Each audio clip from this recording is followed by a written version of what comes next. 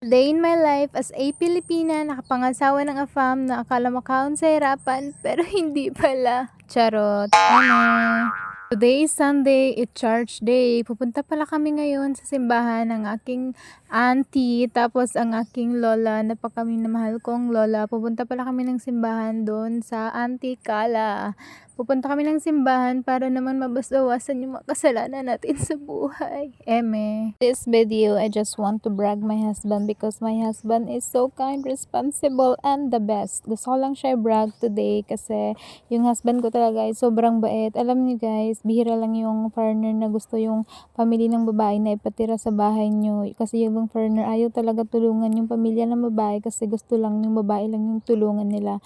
Kaya I'm super blessed to it. Pinalipat talaga kami ng asawa ko dito sa subdivision para hayahin na yung buhay namin at hindi na kami maharapan dun sa bukid na tinitirhan namin.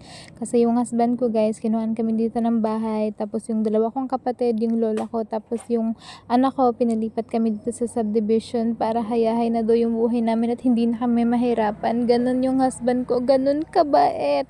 May mga basher na naman ako dyan, sabihin na mukhang pero o mukha akong pera. Eme lang yun. First week talaga namin na magjowa ng asawa ko guys, pinapadalhan niya na talaga ako weekly, 10,000 weekly or more than 10,000 weekly. Kasi pag hindi niya ako padalhan, hindi siya makakatingin ng giti pagpunta niya dito sa Philippines. Nag-tricycle pala kami kasi wala pa akong car. One day magkakaroon din ako ng car. Dito na pala kami sa bahay ng lola ko.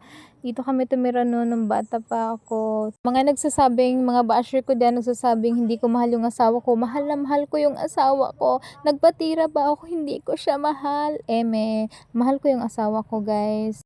Yung asawa ko hindi talaga siya mayaman guys. Pareho lang din sa atin na kumakayod para magkakain.